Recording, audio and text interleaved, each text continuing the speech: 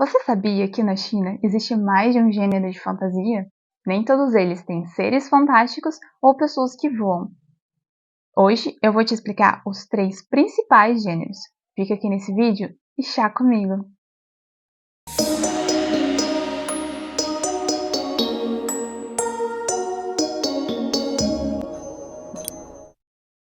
Recentemente, a China comemorou o Ano Novo Lunar, e junto com o Ano do Dragão que se inicia, este é o nosso primeiro vídeo. Eu sou Ravena Lancastre e vou apresentar o Chá Comigo, um espaço onde nós vamos conversar sobre séries, filmes, música, jogos e outras curiosidades do mundo do entretenimento chinês. Hoje, o tema da nossa conversa vai ser sobre os gêneros de fantasia chinesa, e eu vou te contar os 3 principais. Sabe aqueles filmes que marcaram o Brasil de artes marciais com Jackie Chan, Bruce Lee, Jet Li e tantos mais? Pois é, por incrível que pareça, aqueles filmes eles não são considerados fantasia. Eles são do gênero de Kung Fu, que na verdade é parte do realismo. Eles ficaram muito populares na década de 60 e 70 em Hong Kong. E como eu falei, não são de fantasia. O primeiro gênero que vamos falar é o wuxia. No universo desse gênero, os heróis eles praticam artes marciais e as artes marciais dão superpoderes para esses heróis. Por exemplo, super força, super velocidade, longevidade, cura, coisas assim. Nesse gênero, existem diferentes seitas de artes marciais e o herói geralmente participa de alguma delas, pratica as artes marciais também para poder ajudar o mundo. Tem todo um conceito de seguir a justiça, fazer a justiça, seguir um caminho justo. O wuxia, ele também pode ser dividido em 2 subgêneros, que geralmente causam um pouquinho de confusão, mas não é tão difícil assim. O primeiro subgênero é Jianghu, que significa lagos. Isso porque na China antiga, a região que tinha lagos era uma região basicamente sem lei. A justiça quase não chegava lá e tinha muitos bandidos. E assim como naquela época, lagos, porque o herói saía do universo das artes marciais para ir para esses lugares isolados. Ele não participa de uma seita. Ele basicamente vai para o mundo normal para poder praticar a justiça, fazer a justiça para as pessoas comuns. Um exemplo de Jianghu é a Trilogia Condor. O segundo subgênero é o Wulin, que significa Círculo das Artes Marciais, e é o oposto do primeiro. O herói, geralmente, ele vai estar dentro de uma seita, uma sociedade de artes marciais altamente organizada. Quem faz parte das artes marciais tem um status elevado. As histórias se passam geralmente em torno de política e discussão entre seitas. Um exemplo desse subgênero é A Filha do Fogo. Antes de passarmos para o segundo tópico, eu queria dar um recadinho para você. Hoje eu estou falando vários nomes em chinês. E se você tem vontade de aprender chinês e falar também, aqui na Academia Guhan de Mandarim nós temos vários cursos, várias modalidades. Tem curso gratuito e tem curso pago também. Dá uma olhadinha nos links que estão aqui na descrição. E não se esqueça de usar um cupom de desconto que está aqui embaixo também. Não perca essa chance e entra lá.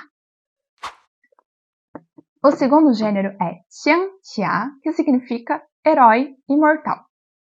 Diferente do primeiro gênero, nessas histórias o herói vai praticar o cultivo não para ajudar as pessoas, e sim para alcançar a imortalidade. Parte da lenda é que, quando se alcançava cultivo suficiente, o herói ele ascendia como um imortal e nunca mais morria. Alguns elementos dessas histórias são conjuração de feitiço, poderes mágicos, voar na espada, a existência dos 3 reinos e o mais importante, o taoísmo religioso. Mas sobre a existência dos 3 reinos, eu só queria abrir um pequeno parêntese. Geralmente as traduções trazem os 3 reinos como reino celestial, reino mortal e o reino demoníaco. Porém, na nossa cultura, a ideia de celestial e demoníaco não é a mesma para a cultura chinesa. Então, se fôssemos aproximar para nós o que realmente significa, seria mais ou menos reino imortal, reino mortal ou reino dos humanos, e o reino sobrenatural, onde teriam fadas e seres sobrenaturais em geral próprios da mitologia. Alguns dos exemplos são Cinzas do Amor, Até o Fim da Lua, Amor entre a Fada e o Demônio, A Promessa Mais Longa e O Grão-Mestre do Cultivo Demoníaco.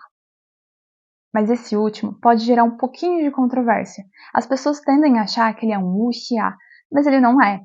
Se você parar para prestar atenção, essa série traz elementos como voar na espada, conjuração de feitiço, necromancia, coisas relacionadas à religiosidade do taoísmo. Assim como A Promessa Mais Longa. Ela também não traz os elementos dos 3 reinos, por exemplo, que geralmente deixa tudo muito claro.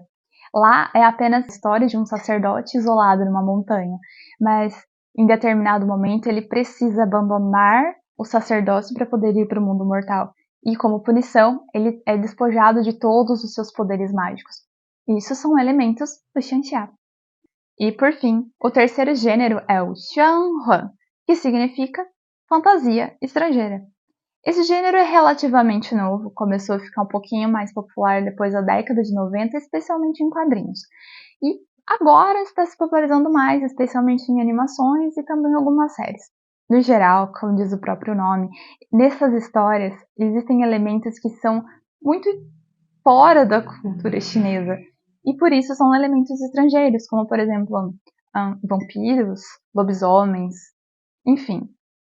Outra característica importante é que, lembra no anterior que eu disse do taoísmo religioso?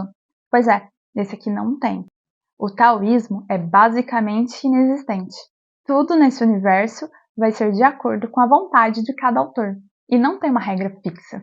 Alguns exemplos desse gênero são A Princesa e o Lobisomem, Continente Tulo, Universo Marcial e A Dança da Fênix. Vale lembrar que ainda existem inúmeros outros gêneros de fantasia. Esses são apenas os 3 principais. Mas você não precisa ficar preocupado se não conseguir saber o gênero de uma história logo de cara quando estiver assistindo ou lendo alguma coisa. O importante é só você saber que existem outros gêneros e que nem todos têm o mesmo nome. Gostou do conteúdo? Então comenta aqui embaixo qual o seu gênero favorito e qual o próximo tema da nossa conversa. E se você também gosta do mundo do entretenimento da China, então nos vemos no próximo vídeo. E chá comigo!